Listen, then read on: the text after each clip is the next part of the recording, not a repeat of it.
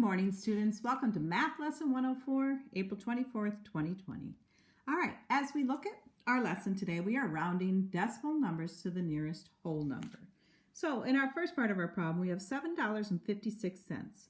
Is that closer to $7 or to $8? So as we look at the number line down here, we have our 7, we have 7.2, we have 7.5, which is halfway in between 7 and 8.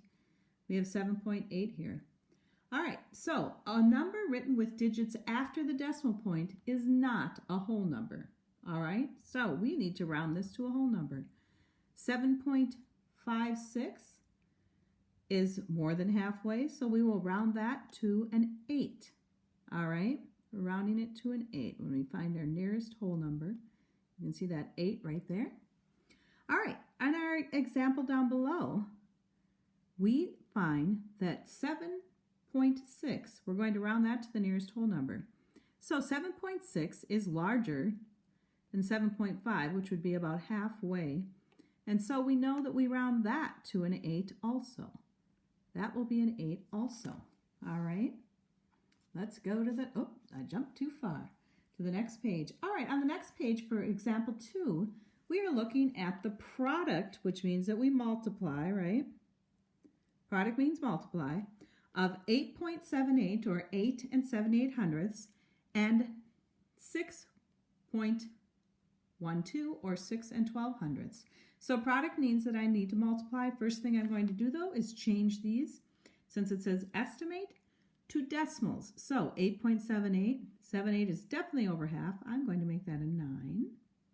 And 6.12, well 1 is close to 0. I'm going to make that a 6. Then I'm going to multiply these two together. 5 times 6 equals 54.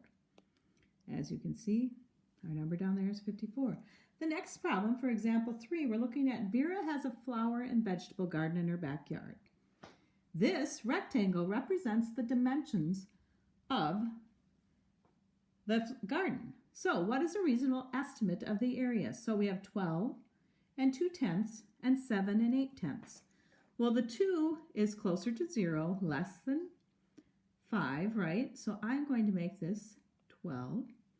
The 7.8 is closer to 8. So I'm going to make that 8. And I'm finding the area, so I'm multiplying the length times the width. 12 times 8 is 96. And there we go, 96 square meters is our answer. So why is the answer labeled square meters and not cubic meters? This is a two-dimensional shape, correct? So we are finding length times width, not length times width times height. All right, our next problem, we are going to see a stop sign. A stop sign is an example of a regular polygon. All the sides of the polygon have the same measurement, all right? So guess what? They're going to take this 31 75/100, and we are going to, 75 is definitely larger than halfway, and 75 is 3/4, right? So we're going to take and make that 32. So the next thing that we need to do when we're finding the perimeter, we're looking for the perimeter, so we have to go all the way around the outside.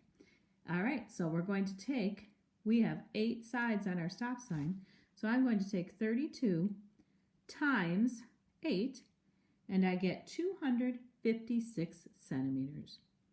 So it is about 256 centimeters. All right. Now, the question on the bottom says, how could we perform a rougher estimate mentally and verify that our multiplication is reasonable? Well, guess what? The first thing that we could do is we could make it 30 instead of, we could use compatible numbers instead of rounding, but using compatible numbers will give us a little less accurate of an estimate. All right, our next problem, our example 5 today, is the interior dimension of a personal storage space are shown in the diagram. What is the approximate volume of the storage space in cubic meters? So approximate means that we need to estimate. This 2.69 meters will become 3, right? Because it's closer to 3. 3.04, well, that 0 tells us that this will remain 3. And the 2.84 will also become 3. So we are going to find the volume of this shape, correct? It says cubic meters, and volume equals length times width times height.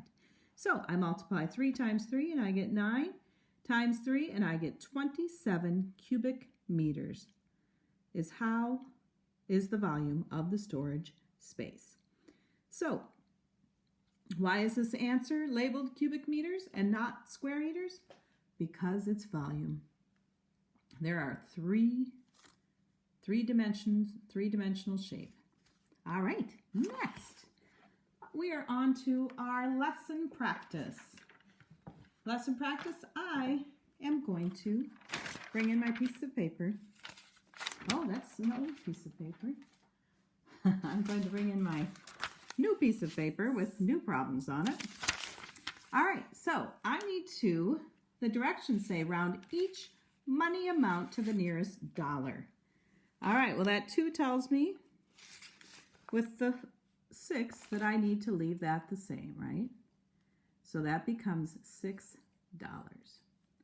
All right, because 5 or above, give it a shove. 4 or below, let it go. I'm letting it go.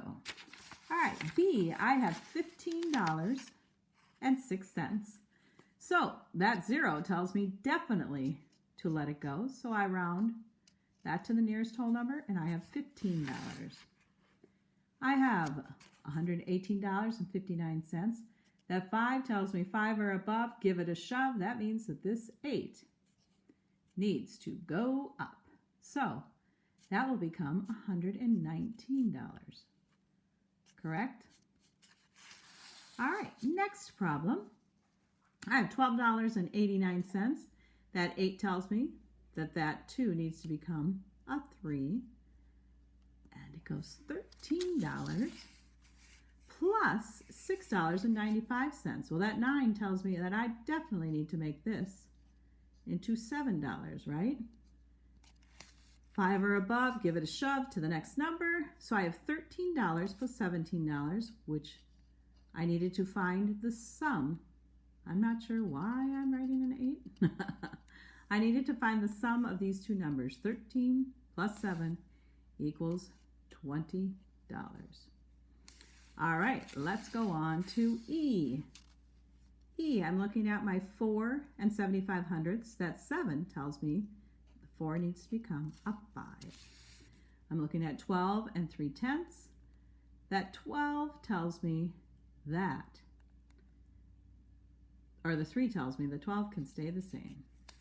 And here we go, 96 and 41 hundredths. The 4 tells me that this can stay the same, right? Let it go. Here we go, 7.4. That 4 tells me that 7 will stay the same. This 7 tells me that that 5 will go up to 6, right? So 45 and 7/10 becomes 46. This 8 tells me that that 9 needs to go up, right? And that means that this needs to become 90, because this becomes 10, adds 1 to that, and 90. Now for K, we need to find the product.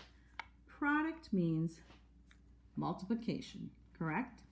So I need to first, this is an estimate problem, so we are going to estimate the product of 9 and 8/10 and 6 and 97 hundredths. So that 8 tells me that this goes to a 10, and that 9 tells me that this goes to a 7. All right, 10 times 7 is 70. And there is your answer. I decided to take that last one out.